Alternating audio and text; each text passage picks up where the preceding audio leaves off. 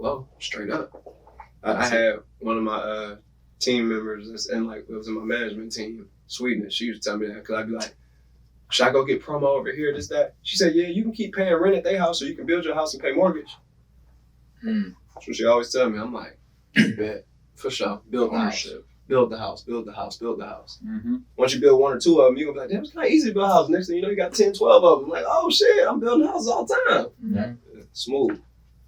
Man, so my musical journey, and on the Nipsey Hussle thing, I actually did not listen to a lot of Nipsey Hussle. I never watched his interviews or anything like that until I met him at Roc Nation brunch, damn near. I met him at Roc Nation brunch. He was hella cool. It was love. And then I actually tapped more into it. And I had a chick I was talking to in LA that put me like, she would just slap a lot of Nipsey Hussle. So I learned about it. But I always knew, I was aware. You know what I'm saying? But I just didn't like dive in. And it's like crazy how so many people talk to me about Nip Hussle and like the influence. Cause like, it never really was like a true influence on me at that time. But it has become one as I keep going forward. Cause I dive back into it and check it cause he was standing on it. So it's like, that's that.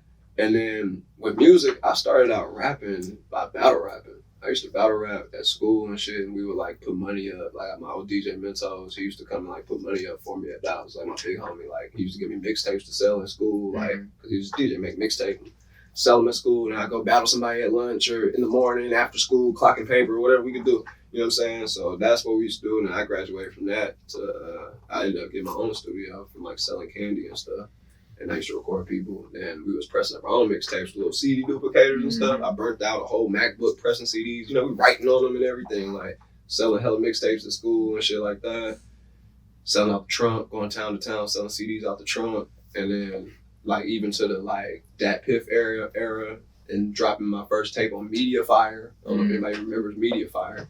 We just dropped stuff on Mediafire. And then like, it's like before SoundCloud, you feel me? Like that, and then we made it through this current streaming era now, and then somehow I just keep adapting. Honestly, I think that's what it is. I just like to stay with what's going on, you know what I'm saying? So like, that's kind of what brought me into the Web3 world.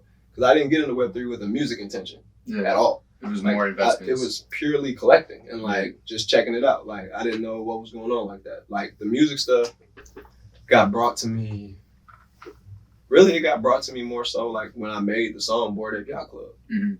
I made the song Bored Ape Yacht Club, I tweeted about it, and the homie NFT Nate had hit me, was like, well, he tweeted, like, quote tweeted, it was like, simulation's glitching. And I was like, what's he talking about? I go to his page, and he was like, talk to my business manager, InvestinStockz, with an N on it. I'm like, what is this? I click it, it's ape. We start talking. He's like, I'm a fan of your music, that's why I named the ape InvestinStockz. You know what I'm saying? I was like, that's crazy. That's how I ended up going to Ape Fest and stuff. He like let me do and stuff. So it's like, that brought me into the music world of it, because then after that, I think Nate hit me and was like, you know who Spotty is?